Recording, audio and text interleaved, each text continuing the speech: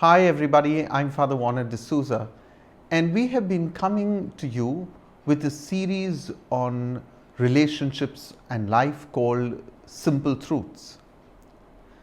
I'm not sure if this is an Indian phenomenon or just plain universal.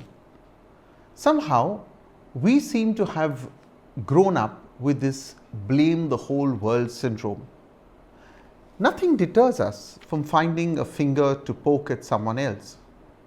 God is the usual suspect, but if that does not assuage our frustration, then any and every living being can be a good substitute, to say nothing of the ridiculous compulsion to blame that which is inanimate.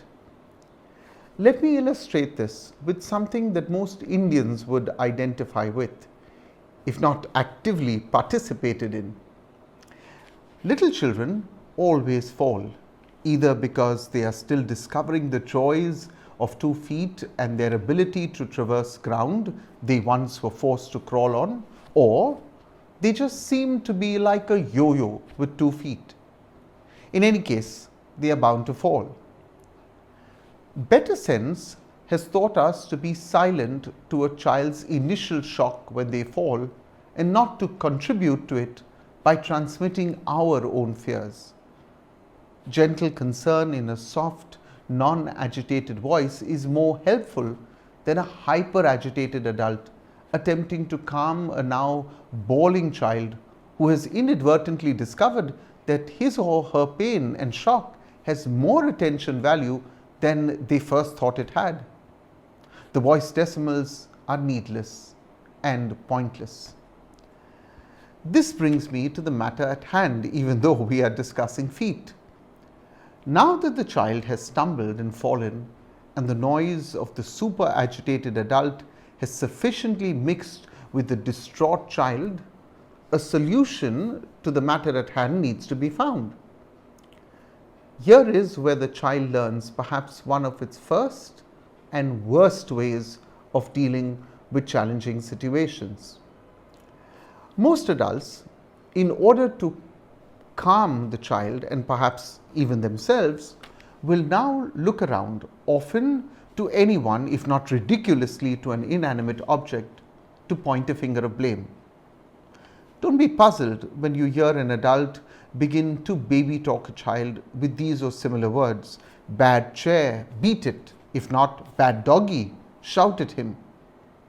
We have come to believe as adults that if we blame someone and console the child, they will find consolation and stop crying. In reality, most children bawl away, but in those quick seconds have picked up one of life's worst learnings. When you are faced with a tough situation, find someone to blame it, and if there is no one, find anything to blame. I learned this simple truth from Aisha Rego, the mother of my godchild. Her approach is both honest and refreshing. In moments like this, she simply puts on her best adult voice and speaks to Elijah, often through the hot tears streaming down his face, which attempt very often to match his inflated lungs. There is an adult rational conversation that takes place between mother and child. Is it possible for you to walk slowly rather than run in the house? You see, there is no blame to pass on, and this little tot has learnt a valuable lesson. I have to take responsibility for my actions. Think about it. Challenging situations trigger in us the compulsion to shoot from the hip, and anyone around us can become the unwilling target of blame. No one can make you angry as much as you would like to believe it to be true. What is true is that someone may have been nasty or rude, but the choice to descend to the depth of rage and anger are entirely yours, and you cannot blame anyone. Thank you for being part of Simple Truths.